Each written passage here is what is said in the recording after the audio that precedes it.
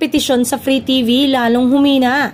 Pagbabalik Free TV ng ABS-CBN mas makabubuti ayon sa Philippine Competition Commission. Sa inilabas na press release ng PCC o Philippine Competition Commission ay ibinahagi nila ang malaking epekto ng pagkawala ng ABS-CBN sa Free TV at ang hindi pagkakaroon ng magandang kompetisyon sa Free TV na siyang isa sa pangunahing dahilan kung bakit hindi nagiging balanse ang dapat sanay maayos at makabuluhang kompetisyon sa entertainment industry. Ayon sa pag-aaral ng PCC ay nasakop na ng GMA Network ang 93% market share. Dahilan upang lalong humina ang kompetisyon.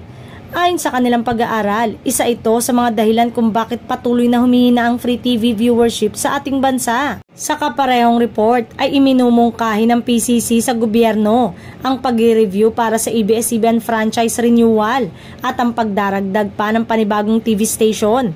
Mas marami o mas malaking kompetisyon ay mas nagresulta sa mas magandang nabubuong contest at mas maraming choices ang mga manonood. Lumakas nga ang tsansa na muling umere ang ABS-CBN ngayong taon dahil sa naging pahayag na ito ng Philippine Competition Commission upang muling maibalik ang sigla ng Free TV.